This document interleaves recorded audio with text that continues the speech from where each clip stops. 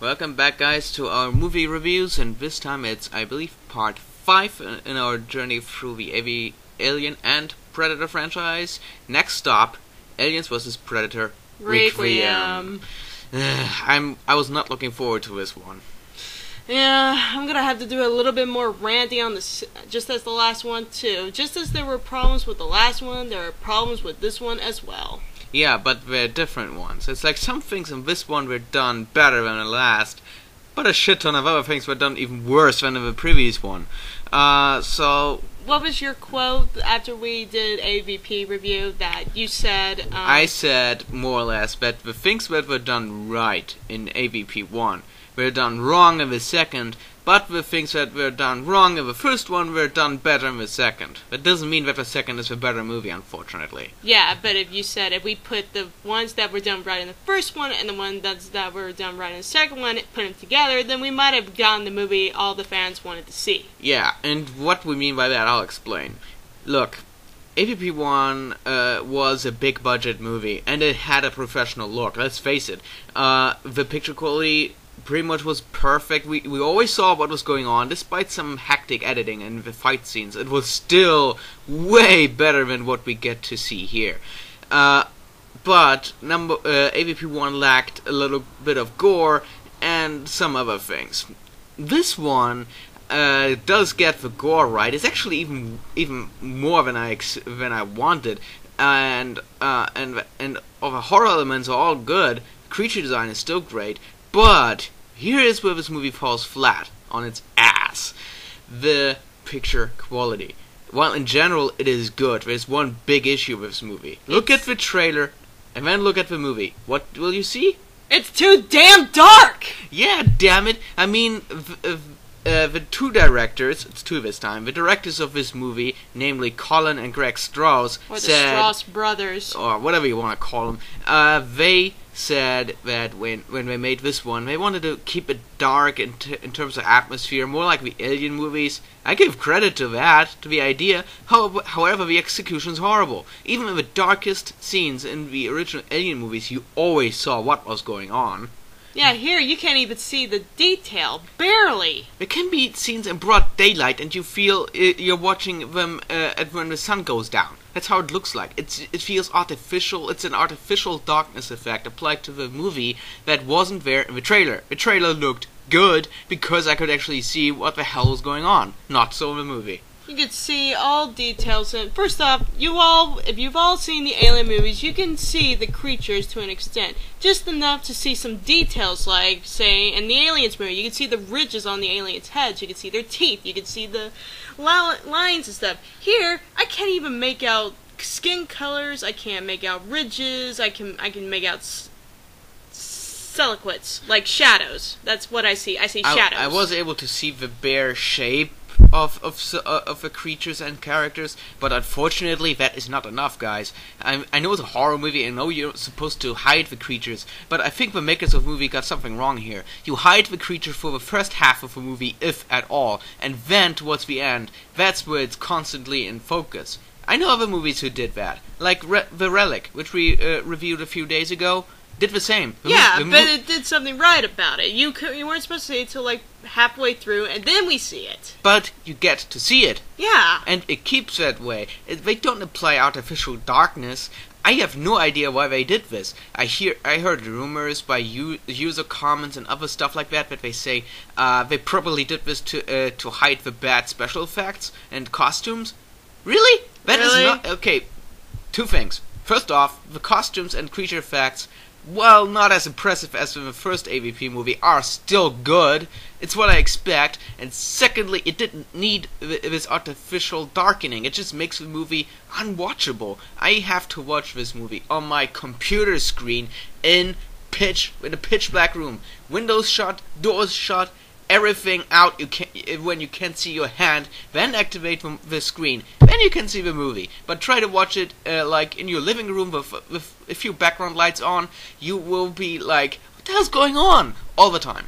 at the same time for me, when I had to play it on my DVD system on my TV, even with my new HD TV, I had to increase the brightness up to like 75%, which the normal brightness for my system is 50%. Yeah, but you see the problem with this? Yes. Notice those black bars that are often at the bottom and top of the screen. Yeah, that's normal. That's to emphasize your HD quality. Yeah. Yeah, it's normal to have those bars on it, but here's the problem.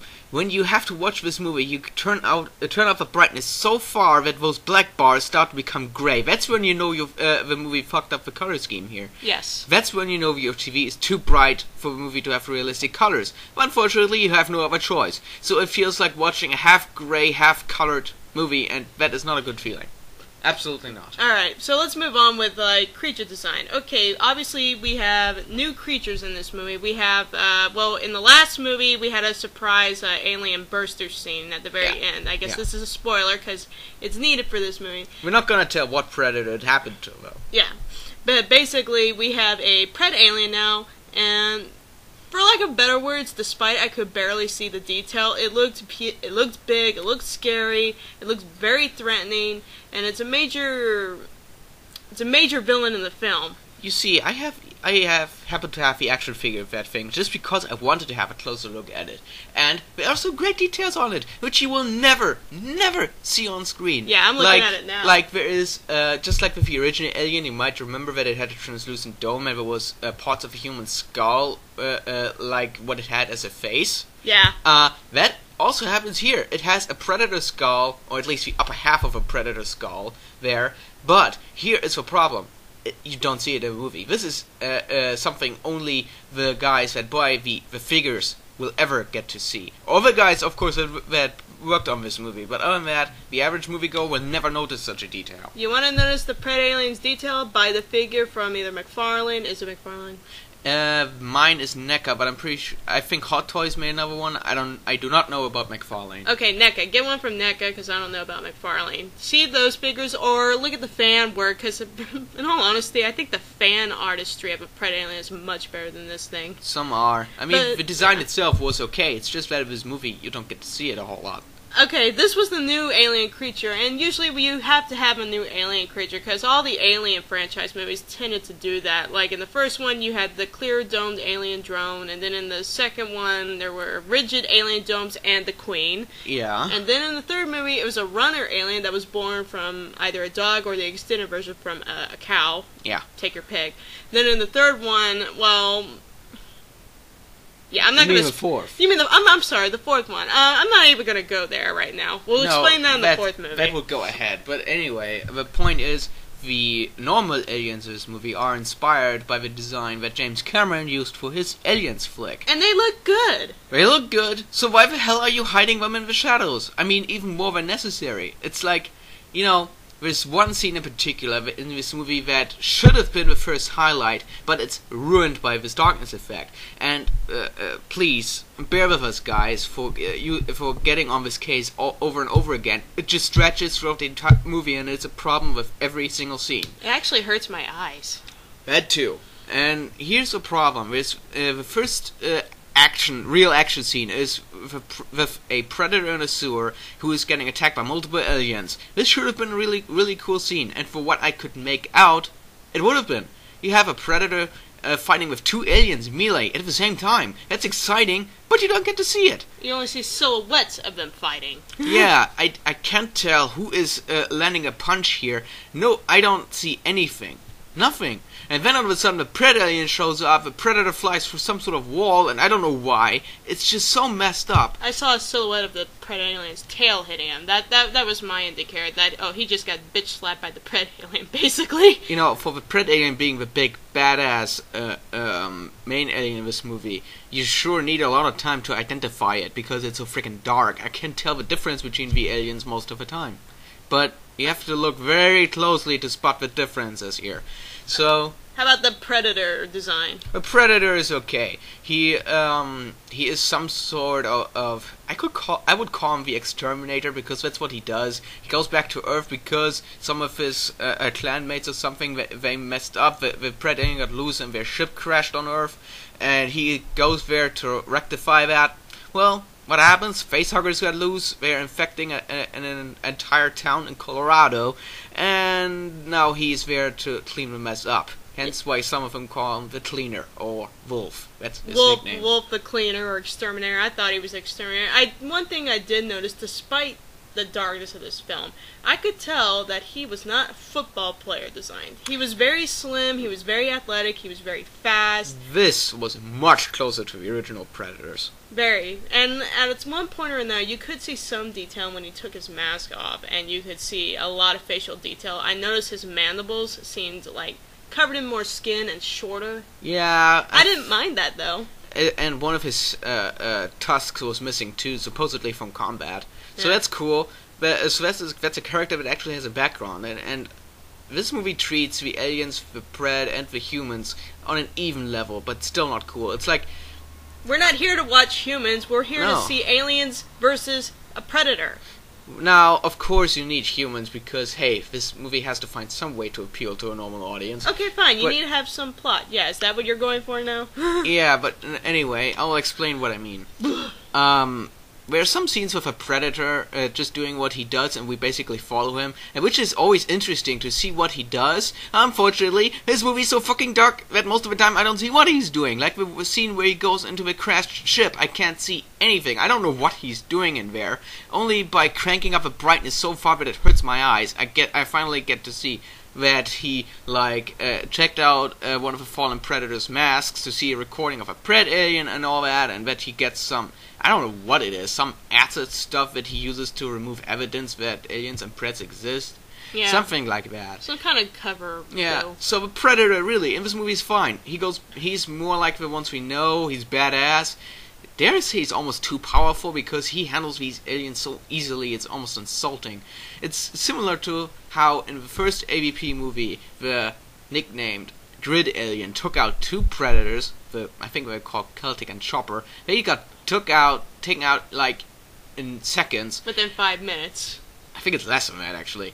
And in this one you have a Predator running around and nothing can touch him. Really, nothing. So Well, theoretically, he has been touched at one point in a power plant. He did get thrown off, but he didn't die or anything. He just got pissed off. it's just a flesh wound. Yeah, so that's that. And now the second big complaint from my side about this movie, apart from the horrendous darkness effect, the acting. There's so many subplots in this movie, it makes my head turn. I mean, if you would think of a movie that says, hey, let's mix up two legendary horror creatures and let's have a battle, would you expect that there is like almost half a dozen human plots hidden in this movie? No. There are, and they're all, it's cool to have characters, but it's pointless if you don't get to know them. They show you one or two scenes with them, and after that you're supposed to know them, to feel for them, and then all of a sudden bad things happen, and you're supposed to care for them. Sorry, I don't, especially not when almost all these characters are copy-pasted from other movies and are so cliche. You have the guy that's getting bullied on, that has the hots for some hot chick. Then you have an ex-military woman that comes back from a war. Totally a ripoff of Ripley. I'm sorry, it's like Vasquez and Ripley thrown into a blender. And then you have like the top hero of the film who was previously in prison, gets out and tries to help his little brother out, and then is caught up in all this chaos between two monsters in the town, and all he's caring about is surviving and getting his brother out and whoever that joins them on the way. Yeah. There's so many plots here that you can't tell which one to follow. At the end of the day, I was like thinking, I wish we could have just followed just one plot, and that was with the two brothers, particularly the one that was the hero brother. The two brothers, the Predator, the aliens. That would have been enough for character, for plot. Okay, one more character. There's one more character we didn't mention, which I actually like. It's the town's sheriff, because he's the only guy that contributes anything to the plot, and he's trying to find out why people went missing, why all this shit is happening. He's the only character I really cared for. I'm sorry. It was almost like a Danny Glover impersonator, except without Danny Glover. No, hear me out. He's a cop trying to figure out what's going on, because this is his town, and he wants to figure out what the hell's going on. And I remember that big scene when they find the body of a skinned deputy, and he goes to the autopsy building and talks to his friend, and the doctor pretty much tells him, "You're over your head. What are you gonna do?" and the cop could say nothing more than, I don't know, I'll let you know when I figure it out. But yeah, sure, but then the shit hits the fan, and I was like, this is a great actor. This is a great character. I want to know more about him. I want to follow him around the city. I want to see where he goes. But no! It's sad. This guy was played by John Ortiz. I never heard of him before. I never saw him again. But I know I liked his performance here. It's sad that he had little screen time, and that we had to put up with so many other characters which are played by horrible actors that. These are actors nobody really even knows. I only know one actor, only because I saw him on a TV show that I don't even care for, and that was called Rescue Me, and he played in that TV series. Anyway, he's not a big actor, in my opinion. Nobody knows this guy. At least we would get some kills here, right? Well, people do die, but in fact, it's still not satisfying. Well, yeah, but you know what? I think aside from Alien 3, if that counts, of seeing a child die or seeing the death of not the death, the body of a child, this is probably the first time in an Alien film where I've seen a child die. Yeah, and it's like on screen. That scene was pretty intense. I give him that, but I'm sorry, it felt pointless. It wasn't needed. I mean, I don't like seeing kids die. I don't like seeing babies die. Though, Graham, we don't see babies die on screen, but you might as well assume they do. Here's my assumption. I know you're gonna call me a sick bastard for this, but tell me if you know any better. For all I know, they did this intentionally, so they wanted to get away from the statement that the first movie received by being, too harmless. Okay, well, yeah, they succeeded in that. They succeeded. After 5 minutes, we already know, oh yeah, we're back in R territory. Yep. R, as in the rating, thank God. And yeah, this movie is R, for good reason. And, they emphasize on the R in ABP R. Yeah, that too. And there's something you gotta know. There's two versions of this movie. There is an R-rated version, and I think it's unrated. It's definitely an expanded version. I have unrated. The unrated has even more gore. So if you thought the original version was a gore fest, you haven't seen shit yet. So, but actually the extended or unrated version is better because it adds more interesting scenes. I mean, that is, if you care for at least some of those characters, which I did. I liked half. No, not even half of the human actors. But those I liked, I actually cared for. The others, thrown to the aliens, is what I'm saying. Yeah, Alien Chow, Predator, Target Practice, you name it. Yeah, exactly. The climax is pretty good. I mean, it's not as exciting as in the first movie. Definitely not. And it's so predictable. It's so predictable. It kind of pissed me off, too. And when I think of a climax, I think of a big alien predator fight, which I get. But then, no, that's like a false climax at the end of it all. Guys, think about it. You have a U.S. town infested with aliens, and what is the military gonna do? Yeah, exactly that. And guess what? I felt ripped off, because you know what movie I saw right before this one? How about Resident Evil Apocalypse, which did the exact same fucking thing? I mean, Enough already with the explosions at the end. We're sick of it. Come up with a new ending, please. Yes, please. So, anyways, hey, on the other hand, they left no door for a sequel here, unlike with the first movie.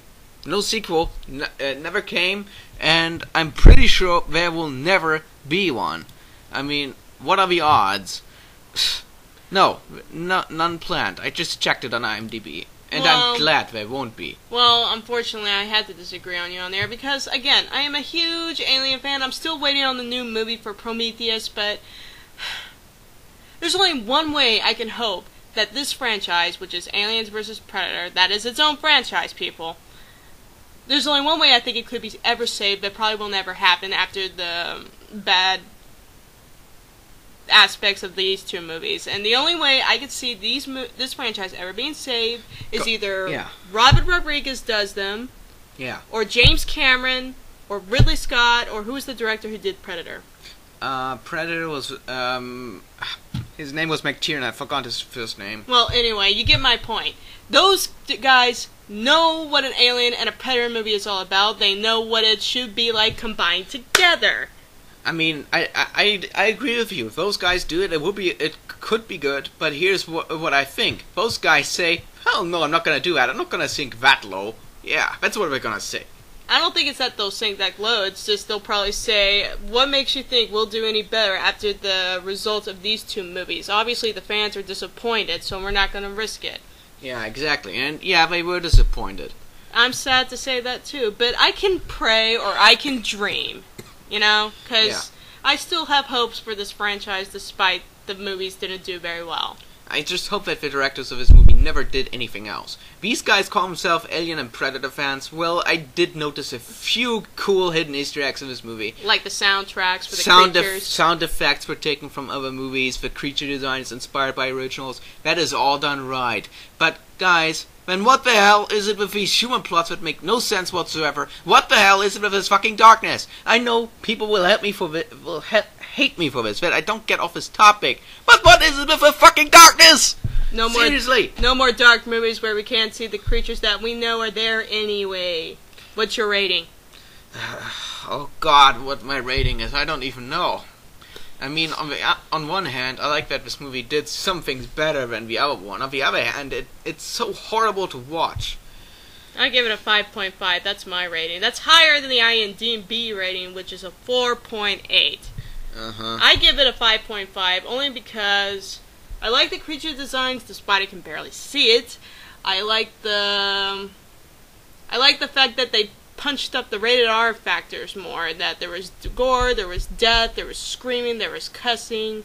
Yeah, that was better, but okay. But I give it. This is probably my lowest rating so far during our reviews, only because of the simple fact that you have already pointed out: bad video quality, stupid, unnecessary plots, and not enough effects to see the creatures. That's my rating. Okay, rating, here you go. I gotta be honest, this is very generous of me. It's a 6 out of 10. Only because it was rated R, only because the creature design was done right, and only because they do spend some time with the creatures here on screen. The remaining 4 points are taken off for, like she already said, the bad acting, the horrible special effects, especially with this darkness shit, and the ending is just bullshit. Predictable. The ending to the first one at least had some surprise in it, but this is just, sorry, stupid. This is so cliche. It's even too cliche for a trash movie, and that's exactly what AVPR is. It's a glorified trash movie. It's like a pile of shit, and you're digging for the gold. Have fun. Yeah. Just get ready to get your hands dirty. Or get ready for some eyesores. Either way, guys, if you're a fan, check it out. If you're an average moviegoer, I would give it an extra thought. I would say if you're an average moviegoer, and if you really like the first one, you could give this a try. Otherwise, avoid. I mean, I'm hoping that Prometheus will finally be another decent alien movie, because as it is now, we had 3 horrible movies that had aliens in it. Alien Resurrection was bullshit. AVP1 was not as good as it could have been, and this one, abomination compared to the others. Why 6 out of 10? Because it's still somewhat entertaining, but I'm a fan, so bear with me for my rage here. I believe, and I think all of you fans, or at least I hope some of you will agree with me, it is justified. This movie is definitely not great, and it's definitely the lowest point of the Alien and Predator movies. It's definitely the lowest rating I've given a movie so far, and I'm usually very generous, but it's still just the fact. But hey, look at it this way, can only get better from here, I would say. Yeah. At least as long as these morons don't make another movie. You know, they call themselves fans. I mean, throw a bunch of money at me. I mean, how much budget did this turd have? $40 million? Give me that money, and I'm gonna give you a real movie. It may not have its great special effects, but it will at least have the right setting. Even we could do a better movie, I think. I would think so. Anyway, I guess that's it for now, and I guess next up, it's gonna be the Alien movies. Finally, something good. Something fun for us to rant about. This has just been painful for us, having to rant really hard on this movie. I hate ranting really hard on this movie because I'm an Alien fan, but I'm sorry, it deserves a rant. You can be as big as a fan as you want to be, but if you give this movie a perfect 10 out of 10 rating, well, we should discuss your taste in movies for a while, I think. Or just get your head examined by an alien chest by an alien in her jaw. That might be a good idea too. So, no offense to anyone, we just don't like this movie too much, but hey, we still gave it a slightly above average rating. I mean, there's worse horror movies out there, but this one just doesn't stand out. I'm sorry. Not at all. Nope. So, stay tuned for a review of Alien. Adios. See ya.